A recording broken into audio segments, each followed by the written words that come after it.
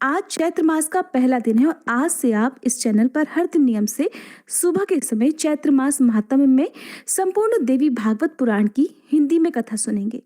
इससे पहले फाल्गुन मास में लगातार हमारे चैनल पर हर दिन कथा सुनने के लिए आप सभी श्रोतागणों का बहुत बहुत धन्यवाद। उम्मीद है आप चैत्र मास के अंतिम दिन तक इसी प्रकार अपना स्नेह, अपना सहयोग बनाए रखेंगे। देवी भागवत पुराण के पढ़ने और सुनने से भयंकर रोग, अतिवृष्टि, अनावृष्टि, भूत प्रेत बाधा, कष्ट, योग और दूसरे आदि भौतिक और आदि दैविक तथा आदि दैहिक कष्टों का निवारण हो जाता है। श्री सूत जी महाराज ने इसके लिए कथा का उल्लेख करते हुए कहा था, वसुदेव जी द्वारा देवी भागवत पुराण को पारायण का फल ही था कि प्रसेनजीत को ढूंढने गए श्री कृष्ण संकट से मुक्त होकर सकुशल घर वापस लौट आए थे। इस पुराण को सुनने से दरिद्र धनी, रोगी निरोगी तथा पुत्रहीन स्त्री पुत्रवती हो जाती है। ब्राह्मण, क्षत्रिय, वैश्य तथा शूद्र चतुर्वर्णों के व्यक्तियों द्वारा समान रूप से पठनीय और श्रवण योग्य यह पुराण आयु, विद्या, बल, धन, यश तथा प्रतिष्ठा देने वाला अनुपम ग्रंथ है। स्कंद प्रारंभ करने से पहले सुनिए श्रीमद देवी भागवत पुराण का महात्म्य। नैमिषारण्य तीर्थ में उपस्थित ऋषिगणों ने श्री सूत जी महाराज से कहा, हे सूत जी, आप तो परम बुद्धिमान हैं। आप भगवान व्यास जी के शिष्य हैं। आप बहुत वर्षों तक जीवित रहें। हे भगवान, अब आप हमें मन को प्रसन्न करने वाली पवित्र कथाएं सुनाने की कृपा कीजिए। भगवान विष्णु के अवतार की पावन कथा संपूर्ण पापों का संहार करने वाली और अत्यंत अद्भुत है। हम भक्ति पूर्वक इस कथा का श्रवण कर चुके हैं। भगवान शंकर का दिव्य चरित्र, भस्म और रुद्राक्ष धारण करने की महिमा तथा उसका इतिहास भी आपके मुखारविंद से हमने सुना। अब हमें वह कथा सुनने की इच्छा है जो परम पवित्र हो और जिसके प्रभाव से मनुष्य सुगमता पूर्वक मुक्ति और भुक्ति के सम्यक अधिकारी बन जाए। हे महाभाग, आपसे बढ़कर संदेह निवारण करने वाले अन्य किसी को हम नहीं देखते। आप हमें मुख्य मुख्य कथाएं कहने की कृपा कीजिए जिससे कलयुगी मनुष्यों को भी सिद्धि मिल सके। तब श्री सूत जी महाराज कहने लगे, हे ऋषियों, तुम बड़े ही भाग्यशाली हो। जगत के कल्याण होने की इच्छा से तुमने यह बहुत उत्तम प्रश्न पूछा है। अतः संपूर्ण शास्त्रों का जो सार रूप है वह प्रसंग विशद रूप से मैं तुम्हारे सामने उपस्थित रखता हूँ। ऋषियों ने कहा, हे महाभाग सूत जी, आप तो वक्ताओं में श्रेष्ठ है। वह कैसा पुराण है और उसके सुनने की कौन सी विधि है? कितने दिनों में ये कथा संपन्न होती है? इस कथा में किस देवता का पूजन होना चाहिए और कितने मनुष्य पहले इसे सुन चुके हैं और उनकी कौन कौन सी अभिलाषाएं पूर्ण हो चुकी हैं? वह सब हमें सुनाने की कृपा कीजिए। तब श्री सूत जी कहने लगे, व्यास जी ने वेदों को 4 भागों में बांटकर उन्हें अपने शिष्यों को पढ़ाया, किंतु जो संस्कारहीन, नीच कुल में उत्पन्न, वेद पढ़ने के अनाधिकारी, मूर्ख जन और स्त्रियां हैं, उन्हें धर्म का ज्ञान कैसे हो, ये चिंता उनके मन में जाग उठी। तब स्वयं मन में विचार करके उन्होंने उक्त प्राणियों के धर्म ज्ञानार्थ पुराण संहिता का संपादन किया। 18 पुराणों की रचना करके उन्होंने मुझे पढ़ाया, महाभारत की कथा भी सुनाई। उसी समय भुक्ति और मुक्ति देने वाला देवी भागवत नामक पुराण रचा। स्व उसके वक्ता बने और राजा जन्मेजय को श्रोता होने का सुअवसर प्राप्त हुआ। पूर्व समय की बात है, जन्मेजय के पिता राजा परीक्षित थे। उन्हें तक्षक नाग ने डस लिया था। उनकी दुर्गति निवारण के लिए जन्मेजय ने देवी भागवत सुना। वेद व्यास जी के मुखारविंद से 9 दिनों में इसकी श्रवण विधि संपन्न की। वे त्रिलोक जननी भगवती आद्यशक्ति का विधि पूर्वक पूजन करते थे। नरवाह यज्ञ समाप्त होने पर उसी क्षण महाराज परीक्षित को भगवती का परम धाम प्राप्त हो गया। दिव्य रूप धारण करके भी वहां पधार गए। पिता को परम धाम प्राप्त हो गया, ये देखकर राजा जन्मेजय को अपार हर्ष हुआ। उन्होंने मुनिवर व्यास जी की भली भांति पूजा की। जो मनुष्य भक्ति पूर्वक देवी भागवत की कथा सुनते हैं, सिद्धि सदा उनके सन्निकट खेलती रहती है। अतः उन्हें निरंतर इस पुराण का श्रवण करना चाहिए। सतयुग, त्रेता और द्वापर में अनेकों धर्म थे, किंतु कलयुग के लिए एक पुराण श्रवण ही धर्म रह गया है। इसके सिवा मनुष्यों का उद्धार करने वाला कोई दूसरा धर्म ही नहीं है। कलयुग के मनुष्य धर्म और आचार से हीन और अल्पायु होंगे। उनके कल्याण के लिए भगवान व्यास जी ने पुराण संज्ञक इस अमृत रस का निर्माण किया है। इस देवी भागवत के श्रवण में मास और दिवस का कोई खास नियम नहीं है। मनुष्य सदा ही इस पुराण को श्रवण कर सकते हैं। आश्विन, चैत्र, वैशाख और ज्येष्ठ के महीने में तथा 4 नवरात्रों में सुनने से अर्थात 2 गुप्त और 2 प्रकट नवरात्रों में सुनने से यह पुराण विशेष फल देने वाला होता है। नवरात्र में इसका अनुष्ठान करने पर मनुष्य सभी पुण्य कर्मों से अधिक फल पा लेते हैं। अतः इसे नवह यज्ञ कहा गया है। जो कलुषित विचार वाले, पापी, मूर्ख, मित्रद्रोही, वेद की निंदा करने वाले और हिंसा में संलग्न तथा नास्तिक हैं, उनका भी कलयुग में इस नवह यज्ञ से निस्तार हो जाता है अर्थात उद्धार हो जाता है। महान तप, व्रत, तीर्थ, दान, नियम, हवन और यज्ञ करने पर मनुष्यों को जो फल दुर्लभ रहता है वह भी नवह यज्ञ से सुलभ हो जाता है। इसीलिए देवी भागवत सर्वोत्तम पुराण माना जाता है। ऋषियों ने श्री सूत जी से पूछा, हे महाबुद्धिमान सूत जी, महाभाग वसुदेव ने कैसे पुत्र प्राप्त किया? भगवान श्री कृष्ण ने परिभ्रमण करके प्रसेन को कहाँ खोजा और क्यों खोजा? श्रीमद् देवी भागवत की यह कथा वसुदेव जी ने किस विधि से सुनी और इसके कौन वक्ता हुए, ये बताने की भी कृपा कीजिए। श्री सूत जी बोले, भोजवंशी राजा सत्राजीत द्वारका में सुखपूर्वक रहा करते थे। उनके द्वारा सदा सूर्य की आराधना की जाती थी। भगवान सूर्य ने सत्राजीत की भक्ति से प्रसन्न होकर उन्हें अपने लोक का दर्शन कराया। साथ ही उन्हें एक श्यामंतक नामक मणि भी दी। सत्राजीत उस मणि को गले में धारण करके द्वारका आए। वह मणि अत्यंत चमकीली थी। उसे देखकर पुरवासियों ने समझा कि शायद सूर्य नारायण है। अतः सुधर्मा सभा में बैठे हुए भगवान श्री कृष्ण के पास जाकर वे उनसे कहने लगे, जगत प्रभु, ये सूर्य नारायण आ रहे हैं। उनकी बात सुनकर भगवान श्री कृष्ण के मुख पर मुस्कान छा गई। वे बोले, अरे बालको, ये सूर्य नहीं है, ये तो स्यमंतक मणि धारण कर सत्राजीत आ रहे हैं और मणि के कारण इनकी ज्योति फैल रही है और सूर्य देव ने ही इन्हें यह मणि दी है। फिर सत्राजीत ने ब्राह्मणों को बुलाकर उनसे स्वस्ति वाचन कराया, मणि की पूजा की और उस मणि को अपने भवन में स्थापित कर दिया। प्रतिदिन 8 भार स्वर्ण देने वाली वह मणि जहाँ रहती थी वहाँ महामारी, दुर्भिक्ष और अन्य उत्पाद संबंधी भय कभी ठहर नहीं सकते थे। सत्राजीत के एक भाई थे, उनका नाम था प्रसेन। एक बार वे उस मणि को गले में धारण कर घोड़े पर सवार हुए और शिकार करने के लिए वन को चल दिए। उन्हें सिंह ने देखा और घोड़े सहित मारकर वह मणि ले ली। ऋक्षराज जामवन बड़ा बली था। उसने देखा सिंह मणि लिए हुए है तो उसने बिल के द्वार पर ही सिंह को मारकर उससे वह मणि छीन ली और उसे अपने पुत्र को खेलने के लिए दे दिया। बालक भी उस चमकीली मणि को लेकर खेलने लगा। कुछ समय के बाद जब प्रसेन वापस नहीं लौटे तब सत्राजीत को महान दुख हुआ। कहने लगे, पता नहीं किसे मणि पाने की इच्छा हो गई, जिसके हाथों प्रसेन काल का ग्रास बन गया। फिर तो जन समाज के मुख से द्वारका में इस प्रकार किंवदंती फैल गई कि हो ना हो श्री कृष्ण ने ही प्रसेन को मार डाला है, क्योंकि मणि में उनकी आसक्ति हो गई थी। ये बात भगवान श्री कृष्ण के कानों में भी पड़ी। तब अपने ऊपर लगे हुए इस कलंक को दूर करने के लिए उन्होंने कुछ पुरवासियों को साथ लेकर यात्रा आरंभ कर दी। वे भयानक वन में जा पहुंचे। सिंह द्वारा मारे गए प्रसेन को उन्होंने वहां देखा। रक्त से चिन्हित मार्ग को पकड़कर सिंह को खोजते हुए वे आगे बढ़े। एक बिल के द्वार पर मरा हुआ एक सिंह दिखाई दिया। तब कृपा परवश होकर वे पुरवासियों से कहने लगे, तुम लोग मेरे लौटने तक यहीं रहना। मणि लेने वाले का पता लगाने के लिए मैं इस बिल के अंदर जा रहा हूँ। बहुत अच्छा कहकर पुरवासी वहीं बिल के बाहर ही ठहर गए। भगवान श्री कृष्ण बिल के भीतर वहां गए जहां जामवान का स्थान था। देखा ऋषिराज का बालक मणि हाथ में लिए हुए था। उन्होंने मणि छीनने का प्रयास किया।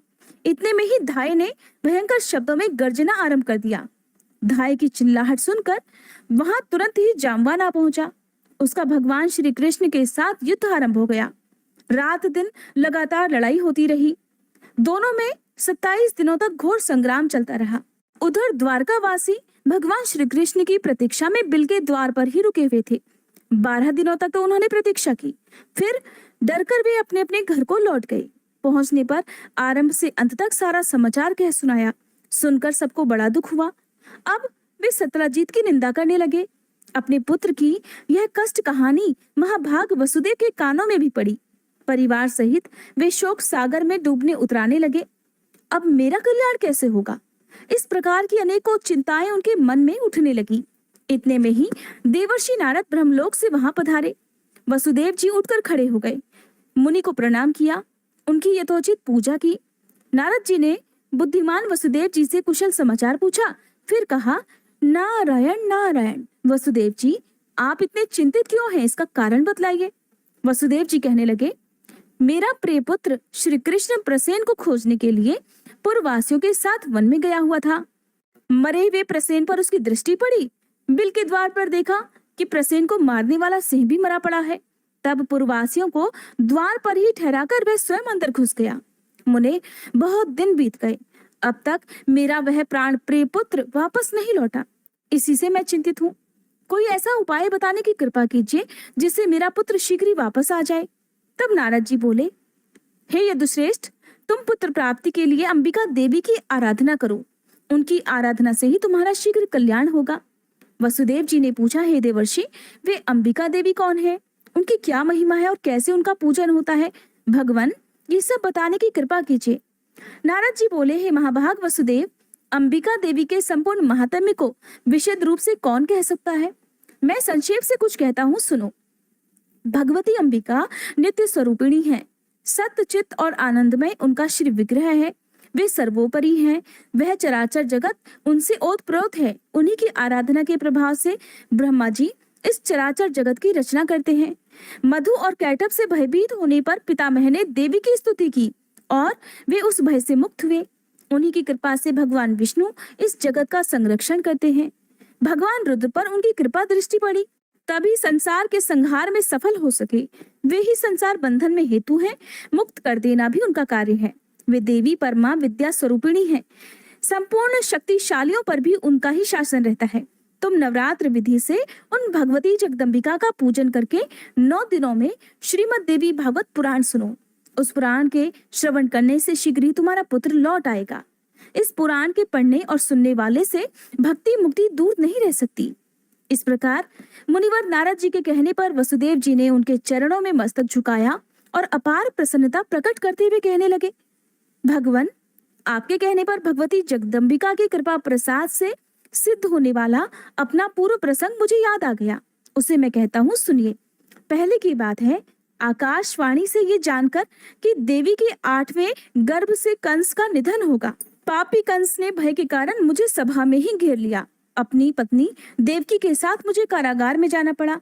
जैसे ही हमारी संतान होती, दुरात्मा कंस उन्हें मार डालता था। कंस के हाथों मेरे 6 संतानों की मृत्यु हो जाने पर देवकी के अंतःकरण में शोक का सागर उमड़ पड़ा। अब मैं कल्याणी रात दिन चिंता करने लगी। तब मैंने मुनिवर गर्ग जी को बुलाकर उनके चरणों में मस्तक झुकाया, पूजा की, अनुनय विनय किया और पुत्र की इच्छा प्रकट करते हुए देवकी की कष्ट कथा उन्हें कह सुनाई। मैंने कहा, भगवान, आप तो करुणा के सागर हैं। यादवों ने आपसे दीक्षा पाई है। मुने, आप दीर्घजीवी पुत्र प्राप्त होने का साधन बतलाने की कृपा करें। तब दयानिधि गर्ग जी प्रसन्न होकर मुझसे कहने लगे, हे महाभाग वसुदेव, दीर्घजीवी पुत्र प्राप्त होने का उपाय बताता हूँ, सुनो। भगवती दुर्गा भक्तों का दुख दूर करने वाली और कल्याण स्वरूपिणी है। तुम उन्हीं की आराधना करो। उनकी कृपा से तुम्हारा तुरंत कल्याण हो जाएगा, क्योंकि उनकी उपासना से अखिल जनों के समस्त मनोरथ भी पूर्ण हो जाते हैं। भगवती दुर्गा में भक्ति रखने वाले मनुष्यों को जगत में कुछ भी वस्तु दुर्लभ नहीं है। मुनि के ऐसा कहने पर हम पति पत्नी दोनों के हृदय में अपार हर्ष छा गया। मैंने अत्यंत भक्ति पूर्वक उनको प्रणाम किया और हाथ जोड़कर कहा, भगवान, आप तो परम दयालु हैं। अगर आपकी मुझ पर कृपा हो तो मथुरापुरी में रहकर ही आप मेरे लिए भगवती जगदम्बिका की आराधना आरंभ कर दीजिए। महामते, मैं कंस के यहाँ बंदी बना हुआ हूँ। इस समय मुझसे कुछ भी होने की संभावना नहीं दिखती, इसलिए आप ही इस दुख रूपी दुस्तर सागर से उद्धार करने की कृपा कीजिए।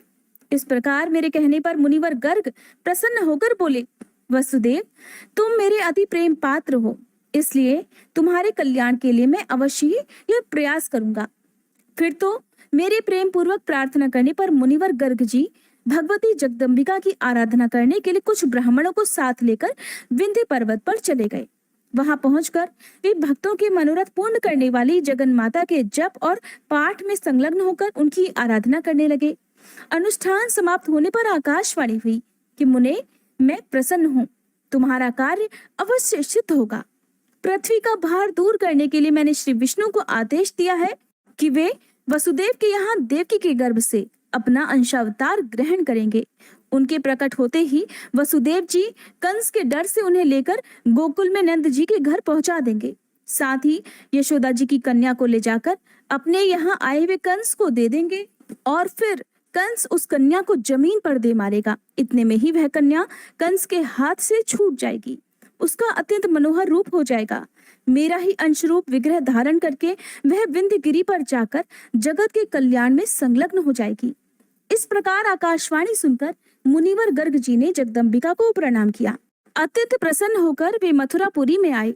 मैंने उनके मुख से देवी का वरदान सुना। सुनते ही हम पति पत्नी दोनों को ही बड़ी प्रसन्नता हुई। मेरे हृदय में तो आनंद का समुद्र उमड़ पड़ा। तभी से भगवती जगदम्बिका का उत्तम महात्म्य मैं जानता था। देवर्षि, आज भी आपके मुखारविंद से वही महात्म्य मैं सुन रहा हूँ। अतः हे प्रभु, आप ही मुझे श्रीमद् देवी भागवत सुनाने की कृपा कीजिए। देवर्षि, आप तो दया के सागर हैं। मेरे सौभाग्य से ही आपका यहाँ पधारना हुआ है। वसुदेव जी की बातें सुनकर नारद जी प्रसन्न हो गए। शुभ दिन और शुभ नक्षत्र में उन्होंने कथा आरंभ कर दी। कथा की निर्विघ्न समाप्ति के लिए अनेकों ब्राह्मण नरवाण जप करने लगे। कुछ ब्राह्मणों ने मार्कंडेय पुराणोक्त दुर्गा सप्तशती का पाठ आरंभ कर दिया। नारद जी ने प्रथम स्कंद से कथा आरंभ की। वसुदेव जी भक्ति पूर्वक सुनते रहे। 9वें दिन कथा प्रसंग समाप्त हुआ। महाभाग वसुदेव जी ने प्रसन्न होकर पुस्तक और कथा वाचक की यथोचित पूजा की। उस समय भगवान श्री कृष्ण का जामवंत के साथ बिल में युद्ध चल रहा था। फिर भगवान श्री कृष्ण के मुष्टि प्रहार से जामवंत घायल हो गया। उसकी देह रक्त से सन गई।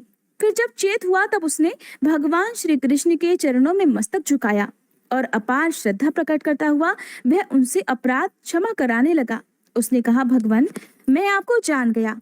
आप ही राघवेंद्र भगवान श्री राम हैं। आपके क्रोध से समुद्र शुद्ध हो उठा था, लंका चौपट हो गई थी और सपरिवार रावण काल का ग्रास बन गया। भगवान, वे ही आप अब श्री कृष्ण रूप से यहाँ पधारे हैं। मेरे अपराध को क्षमा कीजिए प्रभु। मैं तो हर तरह से आपका सेवक हूँ। उचित आज्ञा देने की कृपा करें। जामवान की बात सुनकर जगत प्रभु भगवान श्री कृष्ण ने कहा, हे ऋक्षराज, हम इस मणि को लेने के लिए ही यहाँ बिल में आए हैं। फिर तो ऋक्षराज जामवान ने प्रीतिपूर्वक भगवान श्री कृष्ण की पूजा की, अपनी कन्या जामवंती का उनके साथ विवाह करा दिया और मणि भी सौंप दी। तब श्री कृष्ण ने जामवंती को पत्नी रूप में स्वीकार करके मणि गले में धारण कर ली और जामवान से विदा लेकर वे द्वारका के लिए प्रस्थान कर गए। उसी दिन देवी भागवत की कथा समाप्त हुई। उदार बुद्धि वसुदेव जी ने ब्राह्मणों को भोजन कराकर उन्हें दक्षिणा से प्रसन्न किया। ब्राह्मण आशीर्वाद दे ही रहे थे कि उसी समय भगवान श्री कृष्ण मणि धारण किए हुए पत्नी के साथ वहां आ पहुंचे। पत्नी सहित श्री कृष्ण चंद्र को वहां पधारे देखकर वसुदेव प्रभृति जितने भी लोग थे, उन सब के नेत्र आनंद के कारण छलछला उठे। उन सभी के हृदय में मानो हर्ष की बाढ़ सी आ गई हो। सभी प्रसन्न हो गए। फिर देवर्षि नारद भगवान श्री कृष्ण के आगमन से हर्षित होकर श्री कृष्ण और वसुदेव जी की आज्ञा लेकर ब्रह्मलोक को चल दिए। भगवान श्री हरि का जो यह चरित्र है, उसके प्रभाव से अपयश शांत हो जाता है। शुद्ध चित्त होकर निर्मल भक्ति के साथ जो इसे पढ़ता है अथवा सुनता है, वह पूर्ण सुखी हो जाता है। जगत में उसकी कोई भी इच्छा अधूरी नहीं रह जाती और अंत में वह भव बंधन से मुक्त हो जाता है। जय माता दी। आज की कथा समाप्त हुई। इसके आगे का वृतांत जानने के लिए आप अगले दिन की कथा जरूर सुनिएगा और प्लीज हो सके तो हर दिन वीडियो को लाइक करके मुझे कमेंट करके जरूर बताया करें कि आपको ये कथाएं कैसी लग रही हैं।